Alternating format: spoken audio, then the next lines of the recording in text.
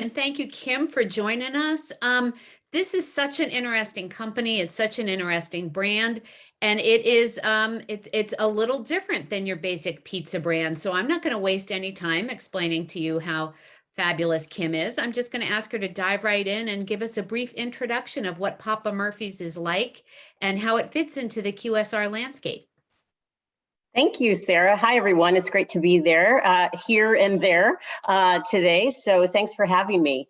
Yeah, Papa Murphy's has been around for 40 years, and we are take and bake. So it's all carry out. We don't have on-premise dining. And it really is all about providing the most convenient and compelling way to enjoy fresh meals at home. So when you think about, yes, we serve pizza, we serve a lot of other things, but for the most part, it's all about pizza. And it's all about baking it out of your own oven.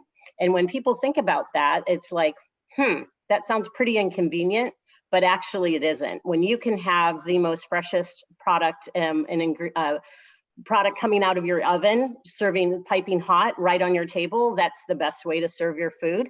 So we think it's a fun little niche that we have. Because people choose their food based on what's going on in their lives. And, so we're all about that at-home meal experience. So it's a lot of fun.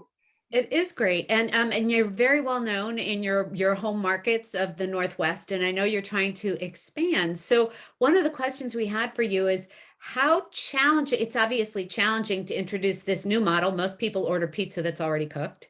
How challenging is it? And also, what advantages does that give you? Because like you said, it tastes better. What are the pros and cons? Absolutely. I mean, when you think about it, we make our dough fresh daily. We chop the vegetables, we shred the cheese. Everything is made daily in-house. And so there's nothing more fresh than that. And then again, coming out of your own oven. So we feel like we just have that niche. More people are doing things at home. People love to create their food. And what's great about our brand is that there's different things that you can do with it. You absolutely have the ability to customize it. We have our own signature pizzas and products, but also you can customize to any way you want, which most places, obviously, you can do that. But then there's different things when you bring it home. You could add things at home. You can make things like hacks. We do a lot with our social media hacks. When we think about our core user being millennial parents is really who we're targeting these days, because everyone's about Pinterest in their food, and you love to take pictures of what you're doing and all those things. And with our product, you can make pizza rolls. You can make cut out cookies and cookie cutters and make fun shapes for somebody's birthday or for the holidays or whatever the case may be. So just the customizability of our product is really, really fun and exciting. And it just offers people a thought of, wow, okay, you don't really do that with other types of food. So there's a lot of variation and a lot of things that just allow you to do when you have a raw pizza and you take it home. Cool. And I think Ryan can show us, you were nice enough to send us some pictures of these delectable pizza rolls and star shapes and stuff. Ryan, can you show us some of those pictures? There we go. Yeah, so I mean, and it's funny when you think about the products, we posted this on social media and everyone thought we introduced a new product. And it was really, no, this is the pepperoni pizza you just took home. This is just a different way to go about it. And it just makes it really fun. People love to play with their food. People love to do new things. Again, in these Pinterest days, you're taking pictures of it, you're showing off what you can do. And it just provides a lot of flexibility for folks. Cool. And now you mentioned this kind of millennial family loving, Pinterest loving family. Do you have some age parameters that you typically define them as, or is it more general than that? I mean, right now, just the millennial target is absolutely how we want to introduce our brand more, because we have an older guest base, being that we've been in the Pacific Northwest for 40 years. And a lot of folks have grown up on this product, but there's a lot of folks across the country that have never tried our product. So really getting to that core of the family who have different needs about what, when they're thinking about mealtime and what am I going to do? And what I want to feel good about the food I'm serving my family, and everybody's busy and there's all these things. And folks think like, wow, it's kind of inconvenient. I got to go home and take and bake this at home. Well, really, that is a convenience for you, because you couldn't get a fresher quality product than it coming out straight out of your own oven. Great. So I know product innovation is super important to you guys, and you have chefs that are always thinking of things. But maybe even before I let you answer that, you guys did this great promotion with Fritos, and you've got you brought the commercial. Ryan, can we see the Fritos Outlaws? There we go. Yeah. I'll get it.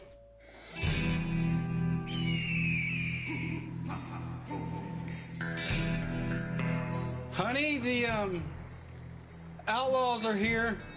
I thought we said in-laws. It's the new Fritos Outlaw Pizza from Papa Murphy's. Texas brisket, mozzarella, barbecue sauce, and crunchy Fritos. It's mighty fine pizza, man. It's take and bake deliciousness. Only from Papa Murphy's, only for a limited time. I love that spot, and I want to show it to my in-laws. But maybe if you could just tell us a little bit about the innovation process and how you guys wound up doing this deal with Fritos. Absolutely. Yeah, we have our own in-house culinary team and have a head chef, and they literally were just messing around in the kitchen and talked about, they look at different consumer things going on and what's trending. And obviously barbecue is always one of those things, but it's like, what's the new twist on barbecue? And so having beef brisket on here and barbecue, and then thinking about what could add some crunch and just be something different. And again, being take and bake, where you take this home and bake it out of your own oven. The crunchiness of the Fritos that's a really great way for us to execute that in a take and bake manner, versus somebody trying to get it somewhere else where it's going to be delivered to you and it's 20 minutes later and it's not going to be so fresh and crunchy. So we thought this is really a platform for us to go and experiment. So we tested it and it went very well, and then we launched it this summer. And one of the things that with the take and bake and the Fritos was during the summertime, which you can grill our pizzas. And that is a key differentiation as well, because you can go and put that on your grill and have a great taste. And so that allows you yet another reason to use the product. And a lot of people are like, wow, I had no idea I could grill it. And it's wonderful. So we have grilling instructions on our website. And we thought, what a better time to launch our Fritos Outlaw Pizza and partnering with an iconic brand such as Fritos. So it was a big hit. It was a limited time only offer, and maybe it'll show up someday on our menu again. Cool. It looks delicious too. I like Fritos. So you have got a special way that you guys approach social media. You talked a little about Pinterest. I'm sure the Fritos thing was big on social, but can you give us maybe just a general take on how you guys do social media and how you make it work for you? Yeah, I mean, it's all about the engagement of the consumer and really getting these points of differentiation around our brand out there, because yes, we compete in the pizza business because we serve pizza, but it's just such a different use occasion. And so we really count on social media with our posts from an organic perspective of just showing things in a fun way. Again, the hacks that we showed about what are different things you can do with your food. And then just really engaging and having special event days. So during Pie Day, which I know a lot of brands jump on and talk about Pie Day. Well, we're Pizza Pie, so we have some fun quirk on the 3.14 on March 14th, and so we just take those kinds of days that are relevant and in the consumer's mind and have a new twist on it. And so that's been a big deal for us. And one of the biggest things that we did, and I know it was mentioned in the introduction, was how do we really get the differentiation of our brand? Our whole campaign is change the way you pizza. So think about it in a different way than your normal thought of getting delivery or whatever the case may be.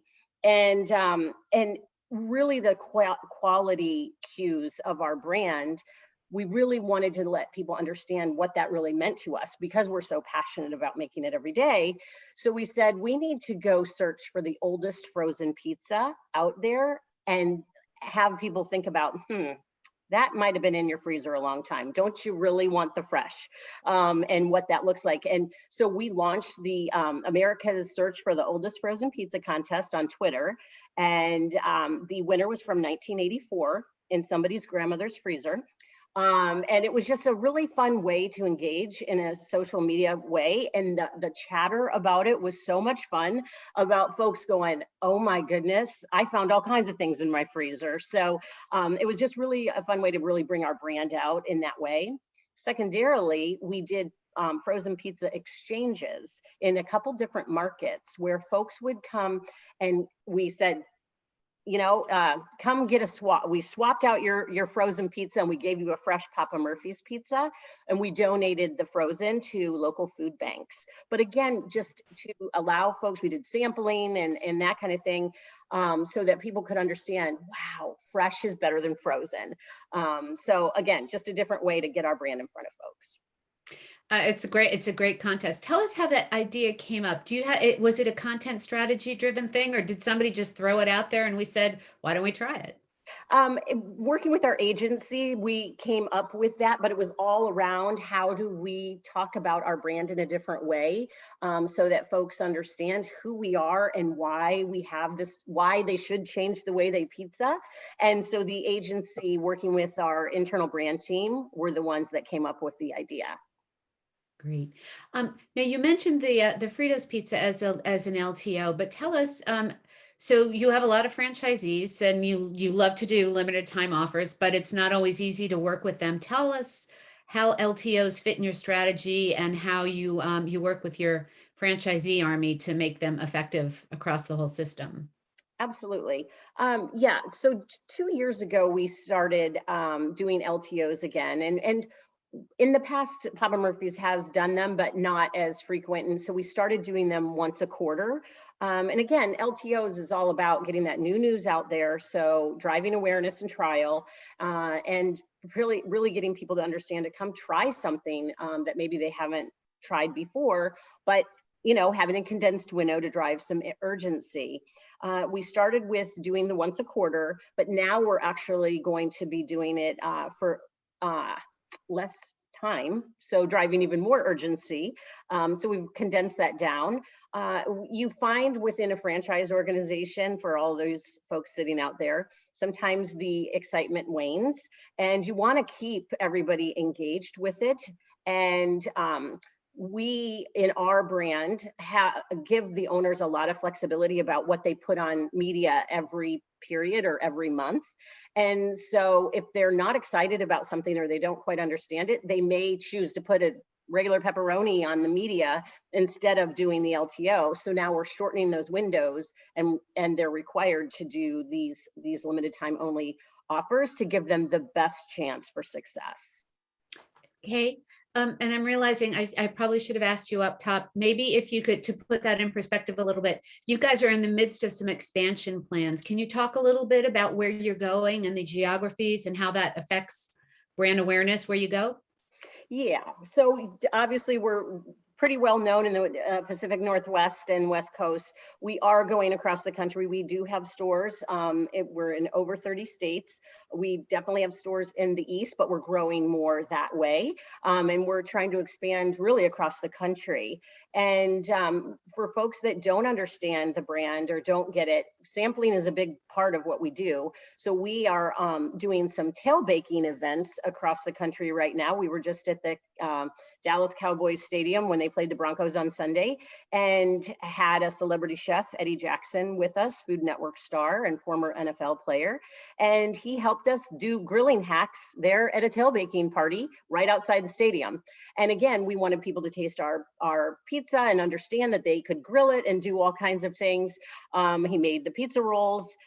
So just trying to get out there so people can taste it, because once you taste it, you'll know the difference.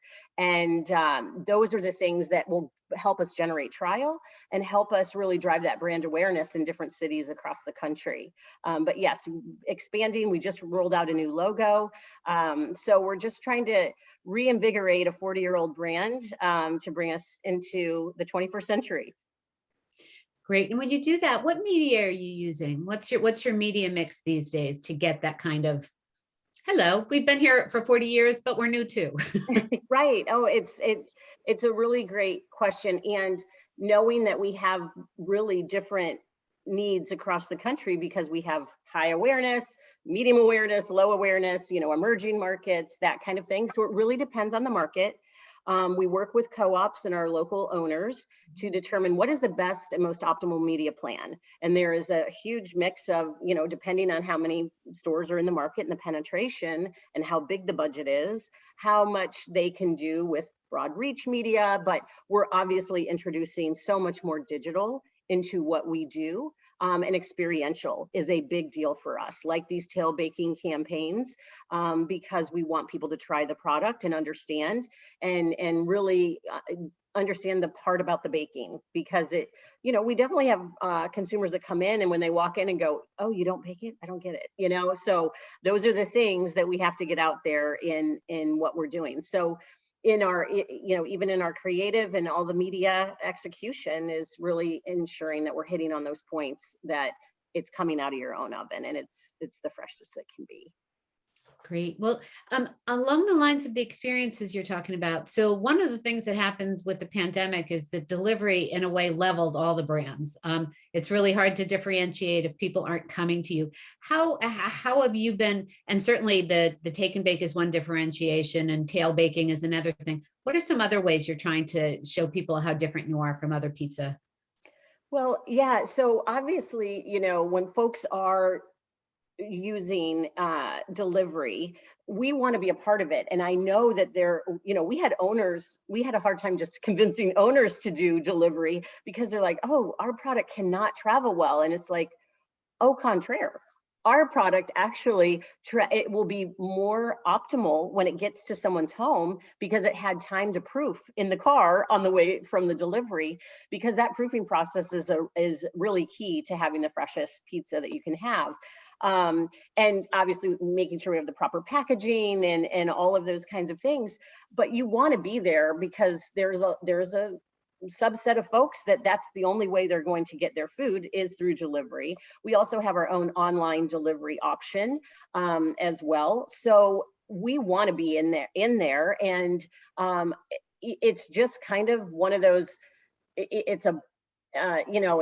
you wish there weren't so many fees, you wish it wasn't so expensive, you wish all of those things, but being able to just be an option for consumers that use that, we wanted to make sure we were there and could be an option for them. Great.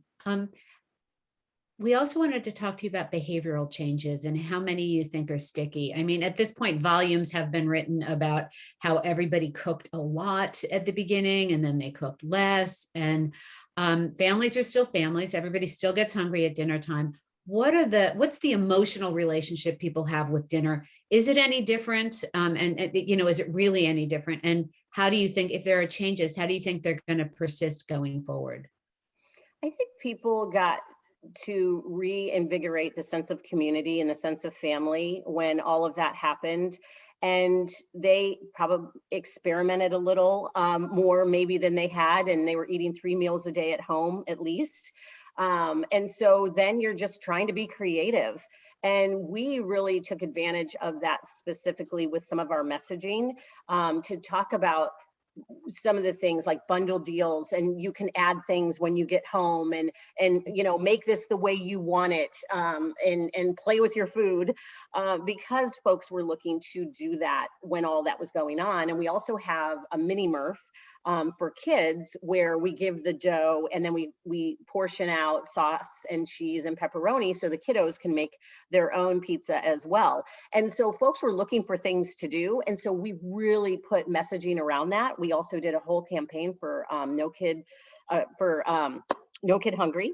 And so for every mini Murph sold during 1 month during the pandemic, we gave money to No Kid Hungry, because we know there was a lot of things happening and there were kids not in school and they weren't getting fed. And so that was a very important charity for us to partner with.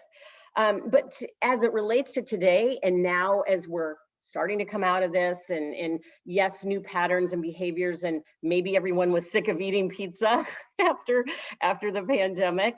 I think we were able to introduce other products. I think a lot of the brands out there got really innovative, you know, alcohol delivery, all of those things. I think some of those things will stick just because the convenience factor is key for folks. They just want to have convenience. They want it when they want it, where they want it, how they want it.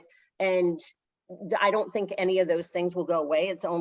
I think it'll only expand. And, you know, if it was comfortable and they got introduced to something new, I could see them going, you know, continuing to do it. And maybe they tried a few different places that they had never tried before.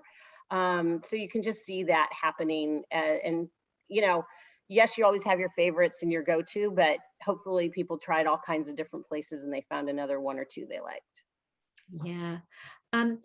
Finally, and I know we have to go to some questions too, but I realize I want to ask you a little bit about your background, because I know you've been at some other places and you haven't really been at Papa Murphy's very long. And so you came right at this, we'll say exciting time, exciting time.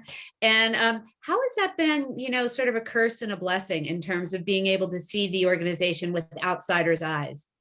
Absolutely. Yes, my background, I've been in franchise marketing basically for over 30 years with retailers, mostly restaurants. But I did spend 11 years prior to Papa Murphy's in the tire industry.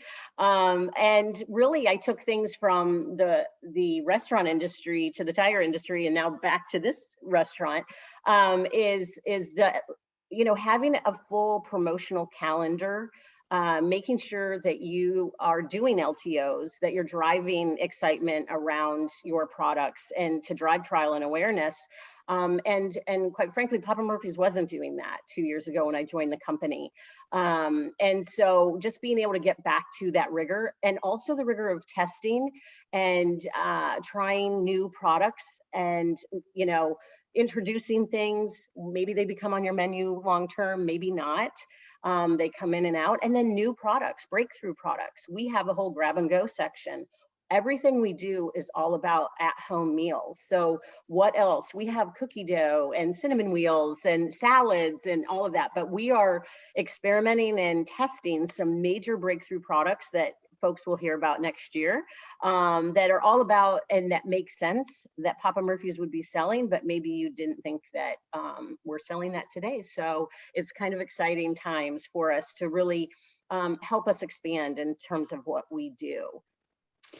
Oh, well, I can never let a question like that go by when people talk about testing. I always want to know what's flopped.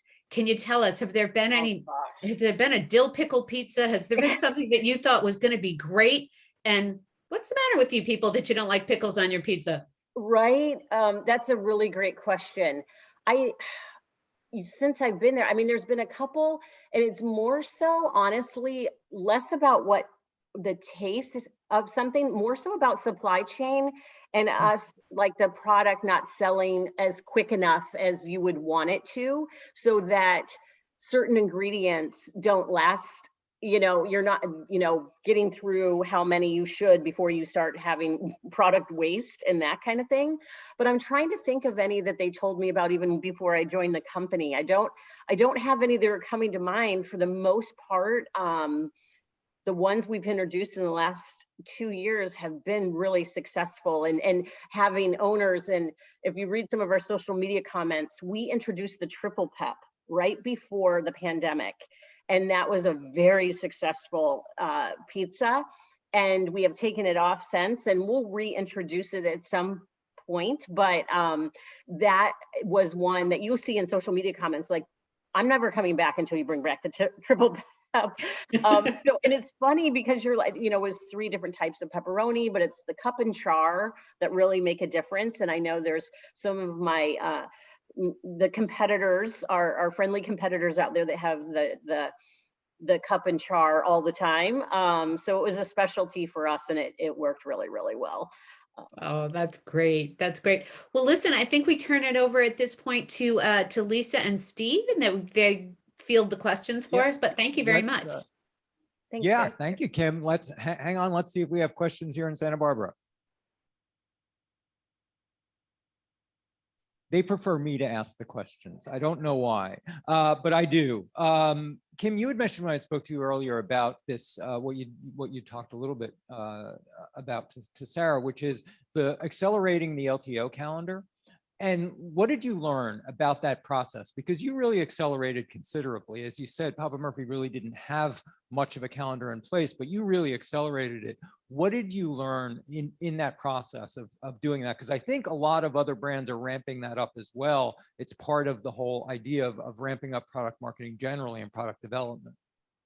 Yeah, I absolutely. I mean, it's just really important to be relevant out there in terms of folks understanding that you have, whether it's a new item or that you're featuring a current item, but being able to talk about something specifically. You know, as marketers, especially in branding, it's tough sometimes to just say, hey, come to us just cause, you know, like a branding spot versus a driving sense of urgency. And we've got something and you need to come in and try this out.